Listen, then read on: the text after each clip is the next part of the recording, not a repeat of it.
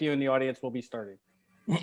Um, Thank you for joining us for our JINSA policy webinar. We are honored to have joining us today Charles Perkins, JINSA Director for U.S.-Israel Security Policy, and Jonathan Rui, JINSA Director of Foreign Policy.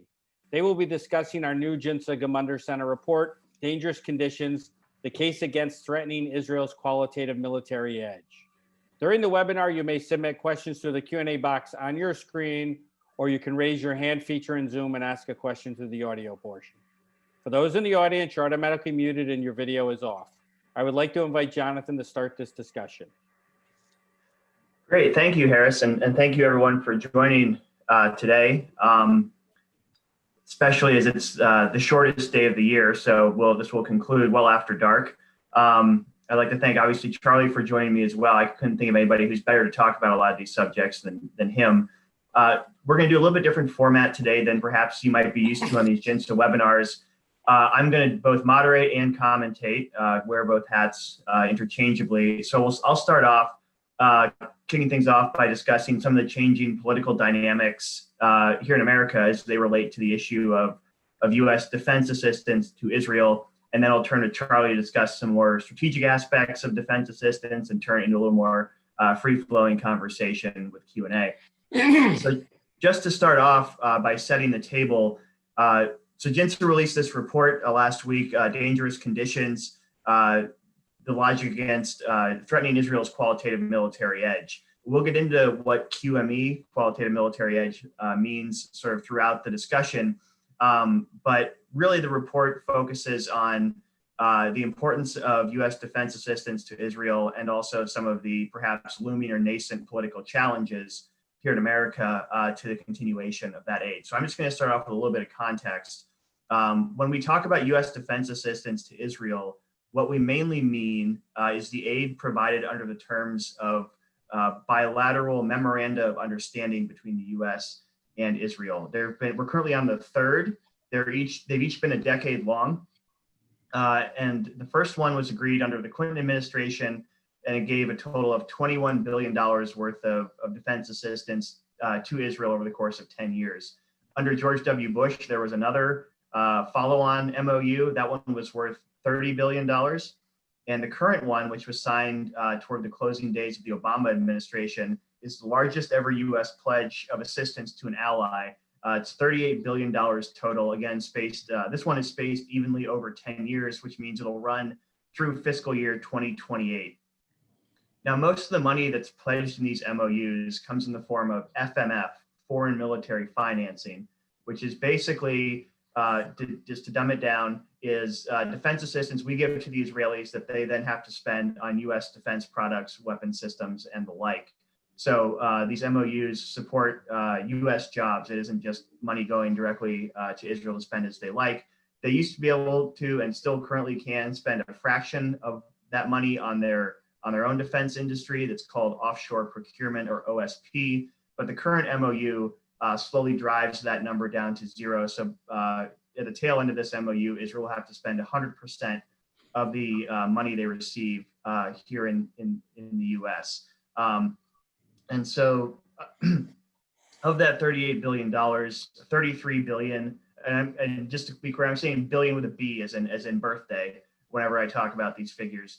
It's $33 billion in FMF and another $5 billion in missile defense assistance to the Israelis. Again, each of those spaced out evenly over 10 years. Now, what's important to realize is this aid is not legally binding. It's an MOU, it's not a law, meaning it has to be appropriated annually by Congress. And in an era of growing partisanship and deadlock in Congress, it's, I think, very telling that no matter who has controlled which house at any given year, this aid always gets appropriated and passed. That being said, especially in the past year, we've heard a growing chorus of calls from the left wing, the Democratic Party, and from progressive groups more generally to condition this aid on Israel's policy toward the Palestinians. And that's come to mean several different things from different people. There's 4 trends over the last year, or 4 events, that I think sort of encapsulate this and we talk about in our report, but I'll just summarize them very quickly because I think these are perhaps harbingers of where we see the political dynamics headed in the progressive wing of the Democratic Party. So first, last year you had a House resolution to condemn the boycott, divest, and sanctions movement, BDS. It passed the House overwhelmingly, 398 to 17, but 16 of those who opposed the resolution were from the Congressional Progressive Caucus, including both of its co-chairs.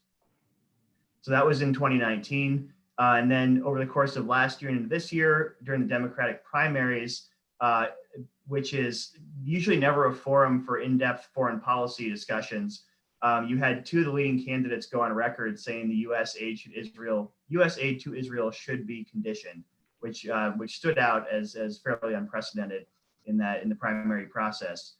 Third, this summer, during the possible looming extension of Israeli sovereignty to parts of the West Bank, what its opponents and the progressives call annexation, you had letters and legislative amendments in Congress that would effectively be the inverse of the Taylor Force Act, which is conditions U.S. defense assistance to the U.S. assistance to the Palestinian Authority on their support for terrorism and other extremism against Israel. And what it does, it basically says every cent the Palestinians spend on supporting terrorism is a cent that they don't get in U.S. assistance. What we saw some movement from in Congress this past year was essentially an effort to say we're going to condition the aid to Israel on how much they spend in the settlements. And that's a key point that I'll ask Charlie to address in a little bit. And then fourth, you saw Eliot Engels, a longstanding pro-Israel Democrat from New York and had been chairman of the House Foreign Affairs Committee. He lost a primary to a progressive candidate from his left flank, who at the time of his victory over Eliot Engel in the primary was calling for conditioning aid to Israel. And he has since waffled or sort of hemmed and hawed on that point a little bit. So you had this notable uptick in the past year, but I think it reflects some longer underlying trends. I'm not gonna deluge everyone with stats here, but I think there's a few important points to pick out. First is basically for the last 50, 60, even 70 years, overall American support for Israel outweighs support for the Palestinians or sympathy as the pollers call it. It's been consistent for about 70 years. It's routinely by a margin of 3-1 or greater in favor of Israel. We've seen it as high as 7-1. And just this year, Gallup did a poll asking this question, and regardless of party affiliation, Americans support Israel 60-23, so about the 3-1 margin. However, you're increasingly, when you break down that overall number, you're increasingly seeing it bifurcate along and within party lines. So here's where I want to quote just a couple of specific stats. So 40 years ago, in the late 70s, Pew polling found the difference between Democrats and Republicans was within the margin of error, essentially. Half of Republicans favored Israel or thought of Israel positively compared to 44% of Dems. So it's a 5 to 6% difference. Now, and this is really telling, it's 79% for Republicans and 27% for Democrats. So it's gone from a 6-point spread to a 52% spread in 40 years. And the split gets even bigger when you break it down within the Democratic Party. If you're a moderate Democrat, you still favor Israel something like 2-1, pretty clear majority. If you self-identify as a liberal Democrat, you support the Palestinians by a 2-1 margin. And part of this relates to the fact that the Democratic Party has been getting more and more liberal over time. It's a big shift in a short time, actually. 20 years ago, about a quarter of Democrats said they were liberal or very liberal. And today that number is up to half. And in preparing this report, Jinsa waded through a whole bunch of different polls and surveys, and we found that being liberal or very liberal correlates pretty strongly to a willingness to at least consider conditioning aid to Israel.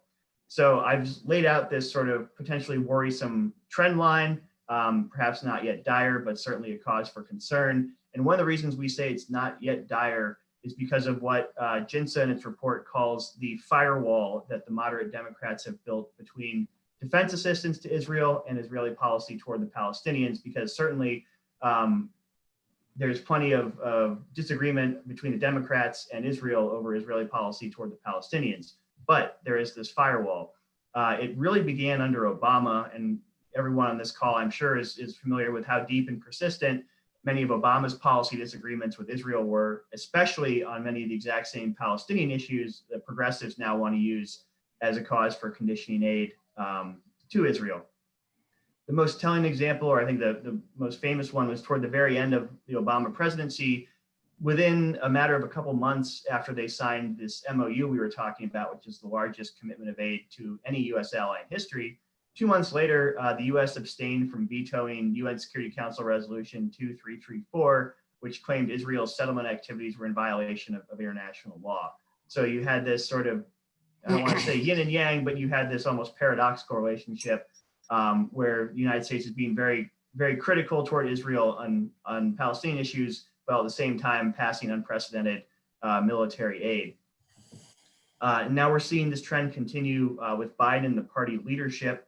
And I'll go quickly through this. In May of this year, you had 19 Senate Democrats send a letter to Prime Minister Netanyahu and Benny Gantz, cautioning them against extending sovereignty into the West Bank when that at the time appeared imminent. But they conspicuously mentioned nothing about conditioning aid or about aid at all in the letter. And then the following month, in June of this year, you had 191 House Dems basically send Bibi Netanyahu a follow-up letter cautioning him to forego any extension of sovereignty. And they said, you know, you're going to endanger so much. You're going to endanger your relationship with the Arabs. You're going to endanger support here among Americans. But they conspicuously did not say anything about endangering U.S. aid. It was not on the list. And then that following month, in July of this year, you saw some really interesting events play out with the formulation of the Democratic National Platform. There was a move by some of the Bernie Sanders supporters and their delegates to propose conditioning aid if Israel did in fact extend sovereignty to the West Bank or parts of it. But that was shot down, and there was tussle in the party. And the final platform said, I'm going to quote this verbatim because I think it's very telling. The final Democratic Party platform of 2020 said, quote, "A strong, secure, and democratic Israel is vital to the interests of the United States. Our commitment to Israel's security, its qualitative military edge, its right to defend itself, and the 2016 Memorandum of Understanding is ironclad," end quote. That certainly sounds something perhaps more like you'd see in the Republican National Platform than anything a Sanders delegate would certainly want to have drafted. And this echoes what we're seeing from the incoming Biden administration. Biden himself has been very vocal, saying, you know, he's called the idea of conditioning aid, quote, preposterous, and he's also compared it to cutting off relations with a strong NATO ally like France. And Biden's campaign website, I think interestingly, goes out of their way to claim credit for playing a big role in the 2016 MOU that pledged so much defense assistance to Israel, while at the same time, the Biden campaign website also criticized any extension of Israeli sovereignty into parts of the West Bank. So again, you see that sort of the firewall, on the one hand, supportive of defense assistance, and the other hand, critical of possible Israeli policy toward the Palestinians. And just very quickly, Kamala Harris and the nominee for Secretary of State, Antony Blinken, are also on record strongly supporting Israel's continuing U.S. defense assistance to Israel. And then while some of this remains to be seen, it appears that most of the Democrats who are going to be either chairman of the relevant committees in the House or have the ranking memberships in the Senate appear almost universally to be in support of maintaining unconditional U.S. defense assistance to Israel. So with this sort of large tableau I've kind of painted here, I think we see some real and growing tension within the Democratic Party, certainly, and also between the Democratic Party establishment and the broader grassroots level on their left flank. But throughout also this continuing thread of an underlying commitment to maintain U.S. defense assistance.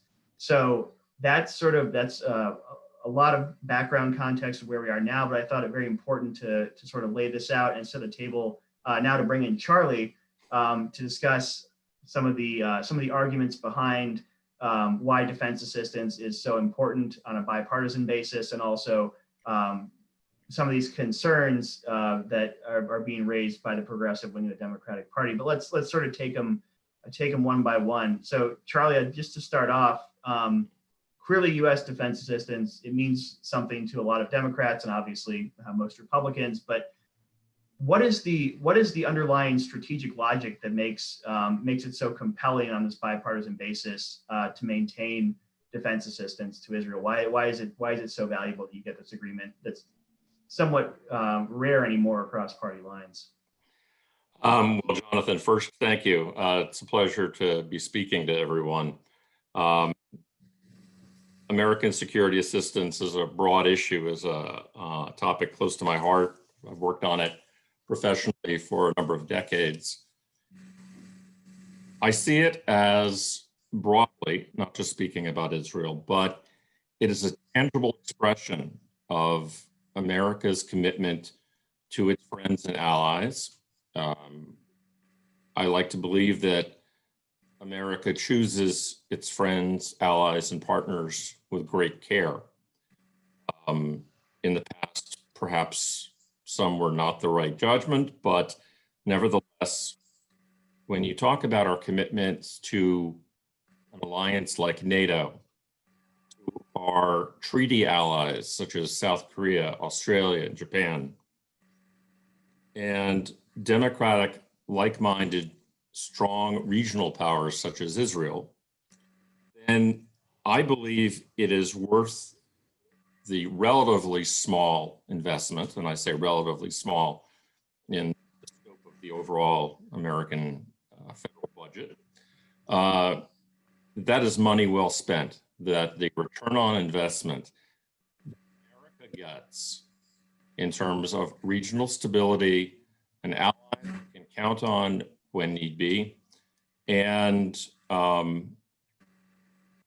supporting their own capability in the case of Israel, which is very unique and very special, to defend Israel against the possibility of the realization of its existential enemies and the destruction of the state.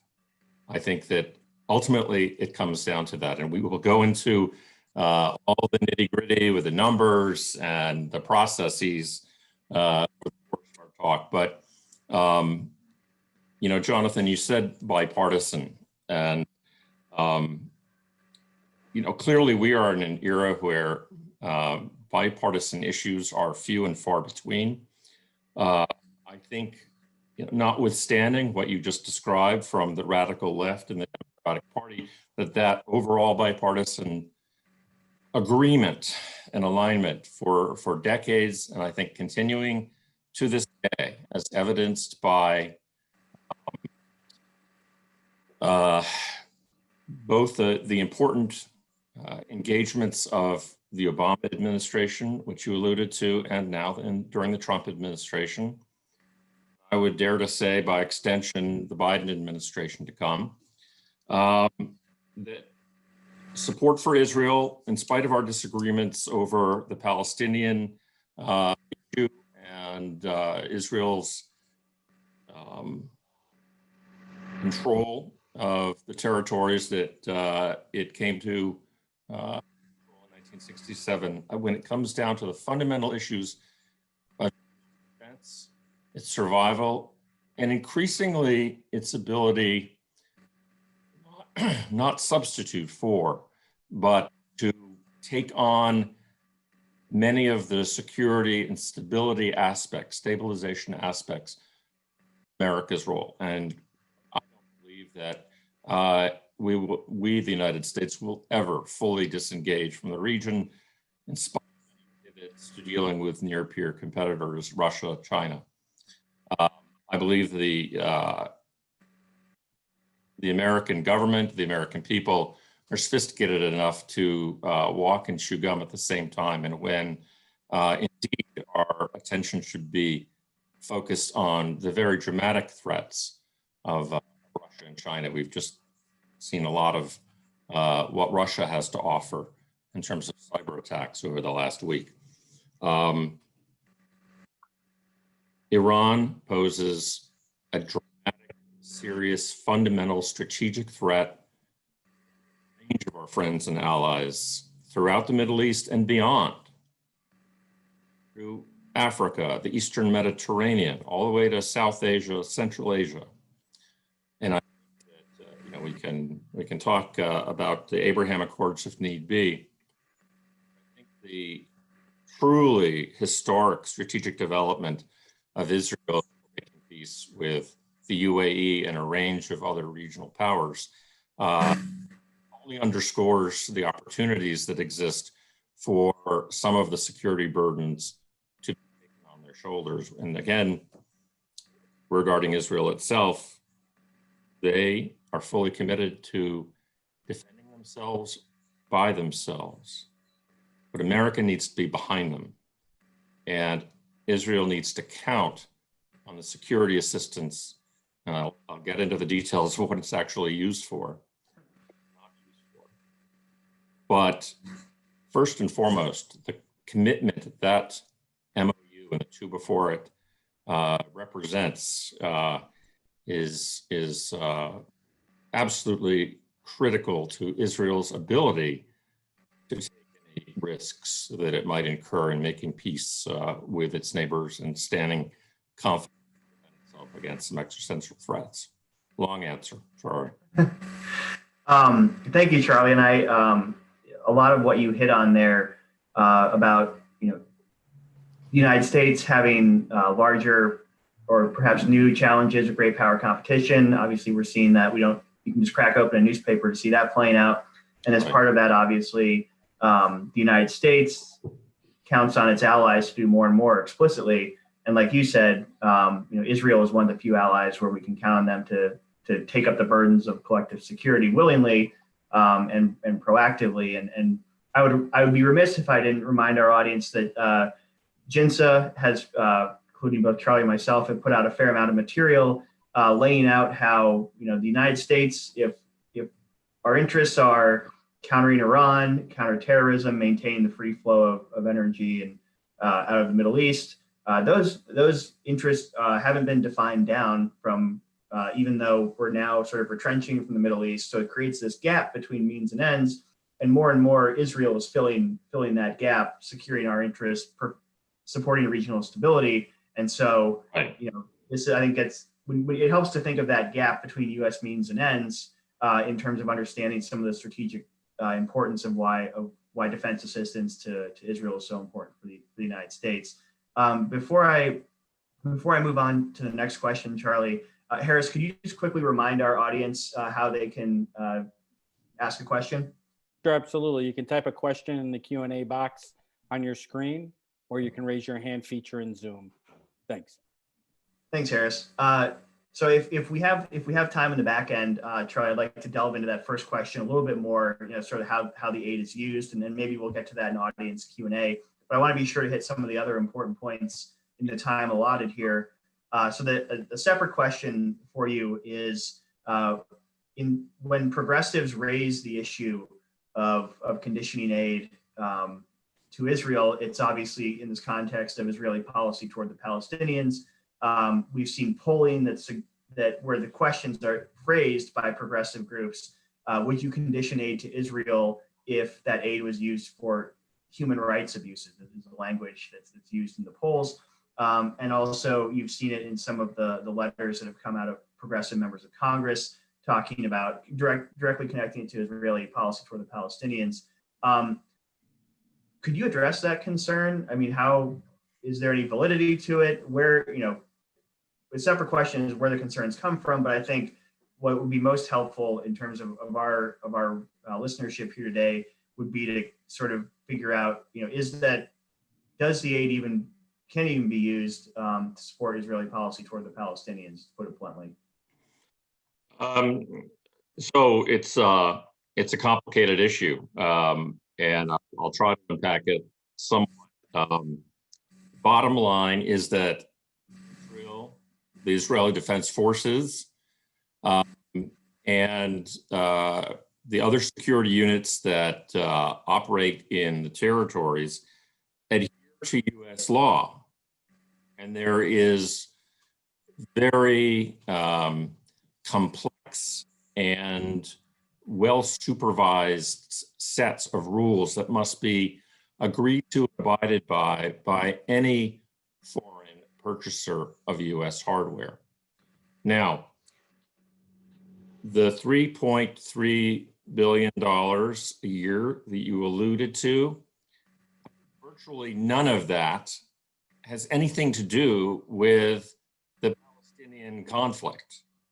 Now, some may say, well, that's not really the point. It's an American stick of leverage. But with the exception of a few cases involving historically, and we're talking decades ago, situations where there have been reports about the wrong kind of ammunition being fired into Lebanon against Hezbollah, or certain kind of vehicles perhaps not being used on the right side of a particular line. First, anytime there is and I think there's actually an amendment to the relevant law, just the Arms Export Control Act. It makes fascinating reading. I recommend. There is a clause which says that the U.S. can investigate any serious, credible reports of use of U.S. origin military hardware. In every case I'm aware of, when that has happened, not only has the Israeli side fully cooperated, the State Department has found no cause for penalizing the Israelis. And in US law, indeed, security assistance can be partially suspended if such violations, and I think the exact wording is substantial violations. So one can quibble over that. But also just in terms of, I'll set aside the issue of applying Israeli sovereignty, but just in terms of how the Israelis operate in the territories. The US aid, which constitutes about 20%, I think, of the Israeli budget, it's used to buy things that Israel needs to deal with to defend itself in a dangerous region. Lockheed's stealthy F-35 fighters, a variety of helicopters, tankers, boring things like trucks, armed vehicles, computer systems, other kinds of aircraft, naval systems, not things that have direct relevance to the Palestinian conflict, maybe one core exception, and that is the Hamas rocket threat from Gaza. Because, and I won't get into the different colors of money within the foreign aid, the security assistance, but some of it comes from the Pentagon, some of it goes through the State Department, but $500 million a year for the duration of the MOU through 2028 is dedicated to missile defense and joint missile defense projects. Everybody knows Iron Dome. If you haven't seen what Iron Dome, a system developed and produced by the Israelis and now jointly produced with the Raytheon Corporation here in the United States, if you've seen aerial acrobatics it's capable of and knocking down the salvos of rockets that Hamas and perhaps Hezbollah soon, we pray not, amazing. Nobody thought 15 years ago that would be capable of defending Israel and allowing Israel the strategic patience, not have to automatically intervene every time there is a conflict or an escalation, even in the horrific possibility, the case where, as happened, I believe, last year, a rocket actually leveled a building in central Israel. Obviously, Israel responds. And the IDF uses American hardware, not just the Iron Dome. But in that kind of a military scenario, obviously they use the full array of precise American systems married with Israeli electronics that allow very pinpoint responses against guilty parties hiding underneath mosques and hospitals and schools in Gaza. So if somebody comes back and says, well, of course they use it against the Palestinians, Israel will respond absolutely, both its own hardware and American financed military hardware within the rules that are stipulated in that Arms Export Control Act. Legitimate self-defense, which legal scholars clearly agree that that is a case of legitimate self-defense, and a variety, against legitimate external threats, internal control, internal security rather, but very strictly defined. I've heard people ask over the years, well, how do we know what the Israelis do with these things once they are turned over?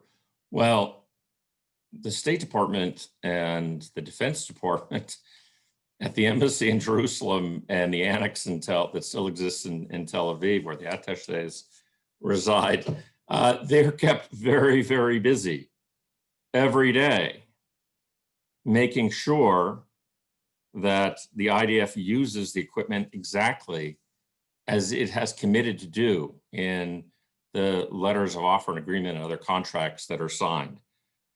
Now, they do that even though both the Israelis and the Americans generally agree it's not really that necessary, because the IDF is extremely responsible and is an ethical military and has very strict regulations about the laws of war and how equipment may be used and how soldiers behave. And are mistakes made? And do some soldiers go beyond? Absolutely, as they do in all countries, and they are prosecuted, and if necessary, they are found guilty and taken out of the military. I don't think most of the countries in Israel's neighborhood could be held to the same standard. And I say that fully recognizing that these days, most of the countries, frankly, in Israel's neighborhood, meaning Egypt, Jordan, and perhaps Saudi Arabia, Sudan, are all friends, but their militaries, I would say, don't adhere to the same standards all the time. And the US State Department, there's an Office of Security Assistance and the Bureau of Political Military Affairs. There are counterparts in the Pentagon, at the Defense Security Cooperation Agency, DSCA. I'm reluctant to throw out a blizzard of acronyms, but I'm doing it for a point to show that there is a very, very deep and rigorous democratic bureaucracy, with the bipartisan committees of the House and the Senate looking over their shoulders, all to make sure that when an Israeli pilot is dropping his bomb on a terrorist target, that he drops it on just the right place, lest anybody hear about it. And I think that there's a feeling of, I know I'm going on a little bit, but just in terms of the context of the relationship, because it really does ultimately come down to the relationship of trust and mutual respect between the democracies and between the professional establishments. I was thinking this weekend, after the US chairman of the Joint Chiefs of Staff, Mark Milley, made his third visit to Israel in a year. I think I'm also forgetting probably a couple of visits that his IDF counterpart, General Kohavi, has made here. They don't do this for simply symbolic reasons. There's a very rich, professional, and mutually advantageous relationship that goes on between the militaries, between the civilian defense establishments, and and the wider bureaucracies. Do problems pop up? Yes. Do they occur? They are worked out between allies. Again, just looking back a month and a half ago, when the two defense ministers and secretaries, since departed Secretary Esper, signed an agreement on Israel's qualitative military edge, which is a subject we'll again get into. But those visits don't happen needlessly. Everybody has very critical engagements, and you don't just do that for symbolism. That actually means something. And the qualitative edge is codified in US law, as we can talk about. But having that kind of a document signed between the senior defense executives in both countries is profound, especially in the current environment. And I think we'll see in the next administration how to build upon that and how to assure that it's maintained. But the worst thing that could happen, and I don't think it's likely to, but I think the worst could happen is for there to be a constant chorus of people who really don't like Israel that much anyway, trying to merge the security agreements and the security relationship between the US and Israel and the admittedly very complex Israel-Palestinian conflict. So again, I went on too long, but no, thank you, Charlie. That's very helpful, and it's making a strong case for Israel that perhaps the Israelis don't always make very artfully or eloquently to American audiences. I would, if you're interested in this subject for our audience, I would direct you to JINSA's Hybrid Warfare Project, which has done a lot of in-depth work bringing together retired senior American flag officers with judge advocates, generals, military lawyers, looking at the issue of Israel's compliance with the law of armed conflict, including through its use of US supplied defense equipment. And one of the very telling things we found in that project was, Hamas, Hezbollah, Israel's other adversaries are much better at Israel at conducting information operations, even though it's Israel that's adhering to the law of armed conflict and its adversaries like Hamas that intentionally exploit it. right. So I would draw people's attention to our hybrid warfare project if you're more interested in that. Harris, I've got some more questions, but do we have any questions from the audience at the moment? Yes, thank you, Jonathan. We have a couple. Please. Let me start with the following. What are some of the biggest misconceptions regarding U.S. aid to Israel? I'll take a first stab at that, and I'll gladly turn over to you, Charlie. I think partly that's been addressed in some of the core points that Charlie has made. First, I think one key misconception is that it's basically, this is something we've run into and I've run into in the course of my work at JINSA, is the argument that it's basically foreign aid that the U.S. just gives away, that it's not sort of strategically in America's self-interest to give the defense assistance, and why is, as Charlie said, the number is large enough where it's more defense assistance than we give to anyone else, but it's also, relatively speaking, a good investment. So I think one of the biggest misconceptions is this is, for lack of a better term, a giveaway to Israel. It's as we lay out in the report, and as Charlie has laid out here, it's directly in America's self-interest in regional stability in the Middle East, and also counter Iran posture, and also counter terrorism. And so the defense assistance allows Israel to maintain its qualitative military edge, which, as Charlie mentioned, U.S. law requires that we uphold.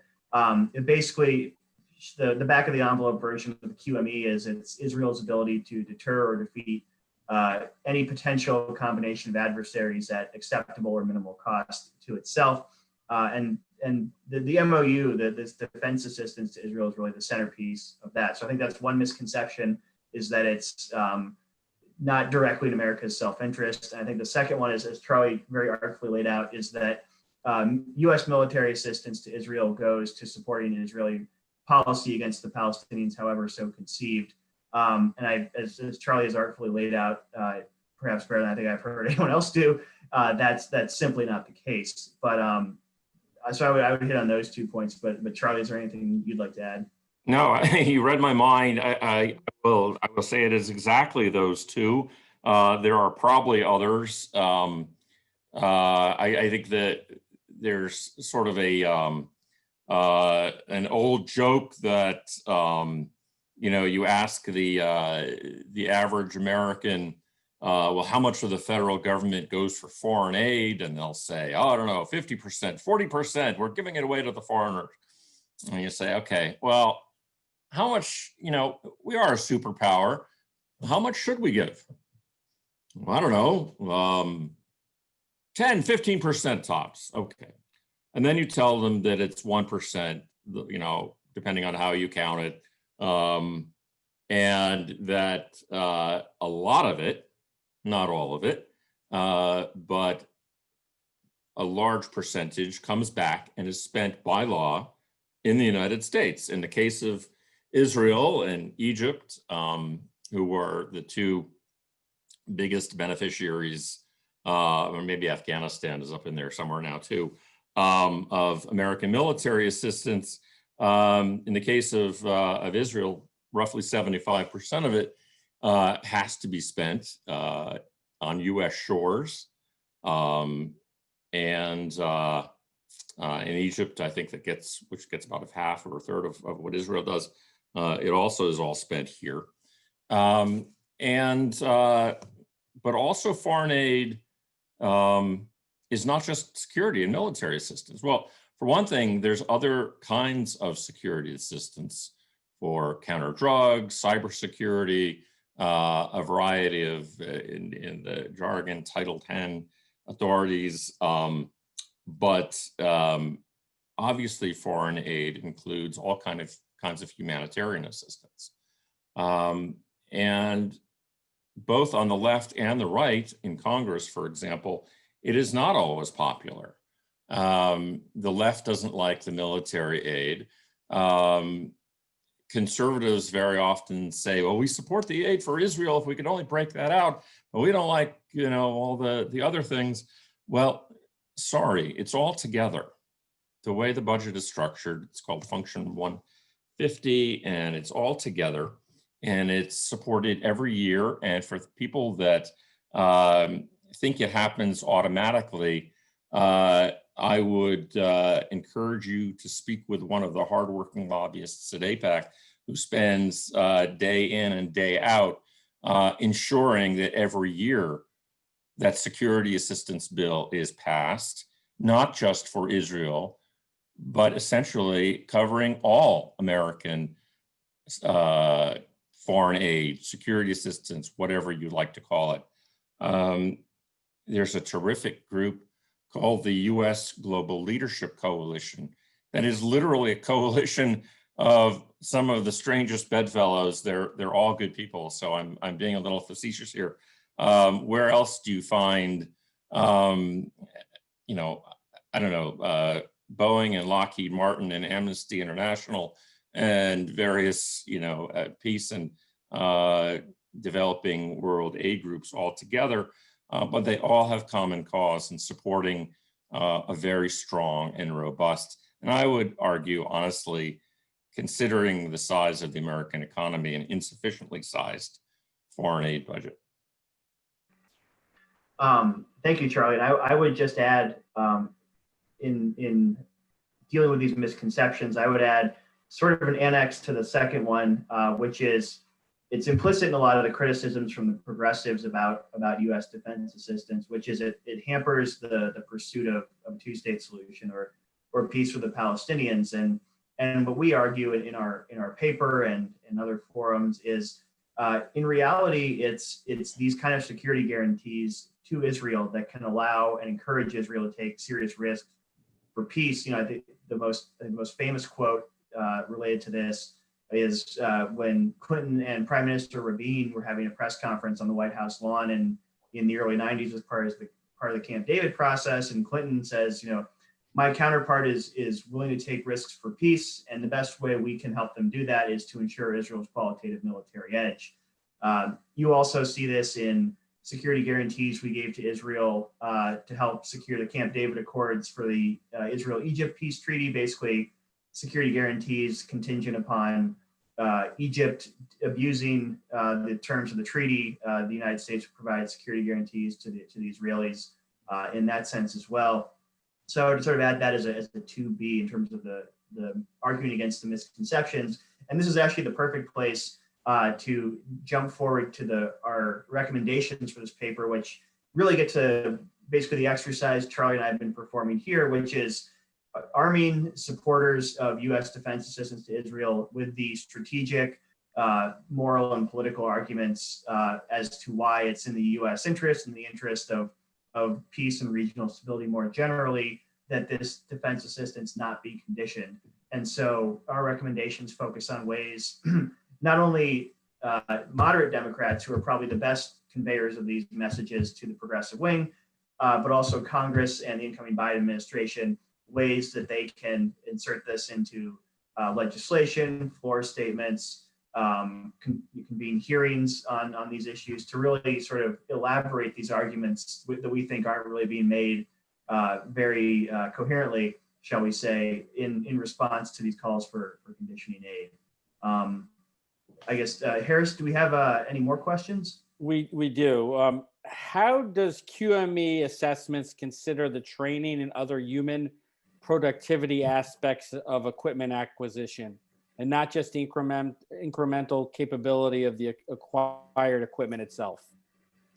Charlie, I would gladly pass that question off to you if you may be able to answer it, because I certainly can't.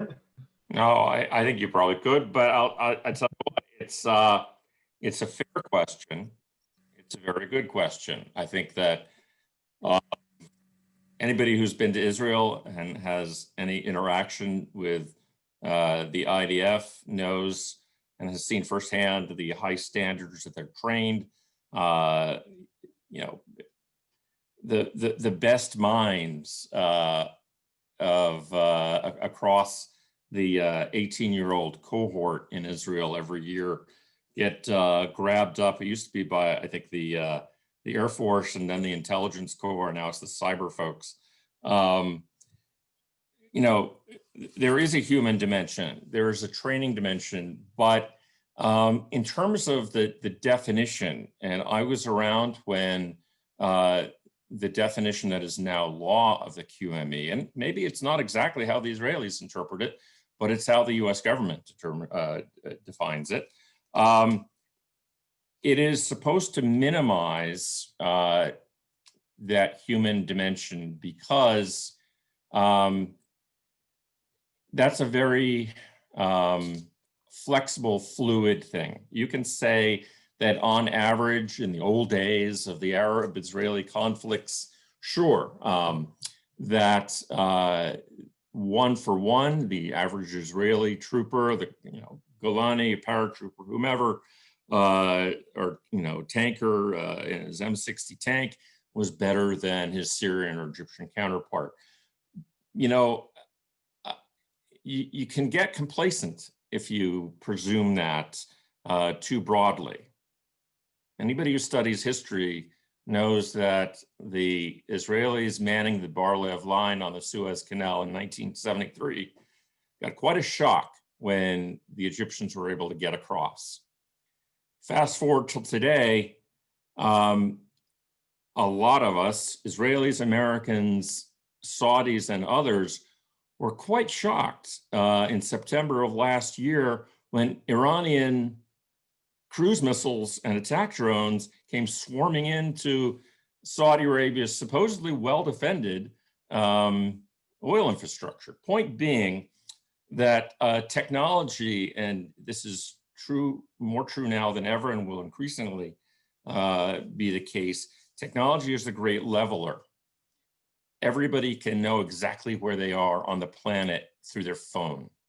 That technology, with a few steps, can make an attack drone go exactly where you want it to go. So there is a human dimension. You get where I'm going. There is a human dimension, and the Israelis, I think, one reason there's such brotherly and sisterly professional harmony between the IDF and the U.S. military is because they see each other in many respects as equals at the same professional level. But I think that especially where technology is going today, it's important that the qualitative military edge, which by extension, actually, you increasingly hear the term QTE, qualitative technological edge, that is what has to be factored in, because technologies now can minimize the human equation, as important as that training and sophistication, tactics and strategy is. Thank you, Charlie. I appreciate that answer. Harris, I think we have time for one more question if there's any more in the queue. Yeah, thanks. There is. Can you just elaborate on how the Abraham Accords will have an impact on the QME moving forward, if at all? Charlie, you want to take first stab at that, and I'll hit cleanup. Haven't we had a couple of webinars on this? No, in all seriousness, that is indeed it's a lengthy and complex issue, which is worthy of a session all on its own. Honestly, it does come back to the issue of Israel taking risks for peace, and I think that that's one reason why the QME statement that was signed by the two defense establishments is so important. Whether or not there are other elements to that of a more substantial nature in terms of America upgrading its cooperation and support for Israel in the wake of this new generation of technology going in the region remains to be seen. I think with or without that, there is great potential for enhancing the QME beyond where it is right now. Honestly,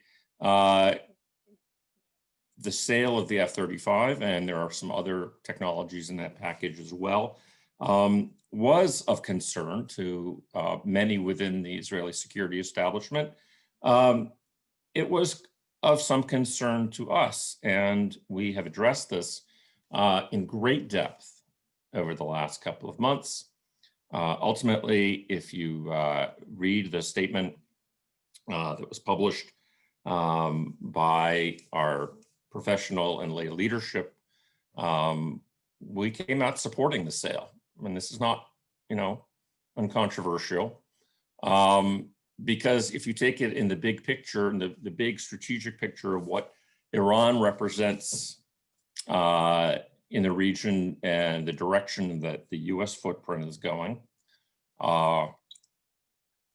we believe that enough can be done to mitigate any threats from that sale. But you shouldn't. I'll step back and pivot just in that don't completely conflate the Abraham Accords with the F-35. The Abraham Accords represent a fundamental strategic shift. And if it continues and someday may even include Saudi Arabia, this is something that will profoundly realign the region. And the QME is obviously more important for Israel to maintain and manage when it's facing the threats from Hezbollah in Syria and Iran, as well as obviously the scenario in which, unlikely, but in which the UAE might shift policies and that technology would be there. That would be a challenge, but it's a manageable challenge.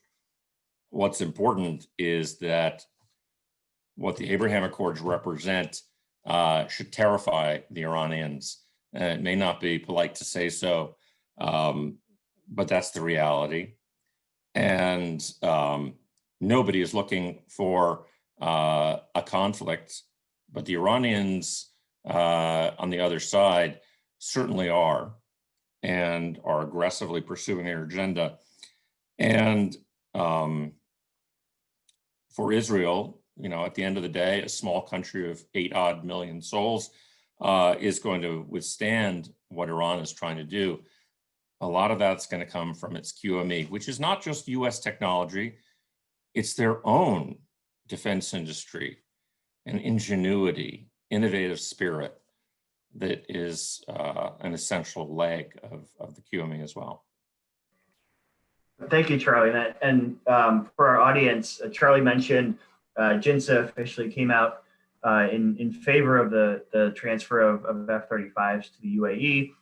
There's a great op-ed from earlier this month by our CEO, Mike Bukovsky, and our distinguished fellow, General Chuck Wald, that does a very sort of point-by-point, blow-by-blow pro-con list that I would say fairly exhaustive, that lays out, eventually weighs the scales to find the strategic rationale, but also raises a lot of concerns, some of which Charlie hit upon, for QME going forward, and underscoring the need to bolster that QME in several ways in the future. I think that's as good a note as any to end on. So Harris, I'll turn the microphone back over to you. Thank you, Jonathan. Thank you, Charles. Great job today. I want to end by saying thank you to everybody on the call who joined us, the supporters. Without you, we aren't able to do these type of calls. So thank you for your support. Go to our website if you haven't seen this important report. It's right on the front page. Jonathan and Charles and the team put a lot of effort into it. For our friends that are celebrating Christmas, I want to wish you a great Christmas holiday. I think this is the last Zoom we have scheduled for the year. We did a lot this year. We did over 50 Zooms, and thanks to these two guys and the team at JINSA, Nomi, who is behind the scenes, and Dr. Makovsky for allowing us to do all that. So thank you, everybody. Have a great Christmas holiday. Have a great New Year's holiday. And we look forward to seeing you in the very near future. Bye-bye. Happy holidays. Happy New Thank you, Year, everyone. Happy holidays.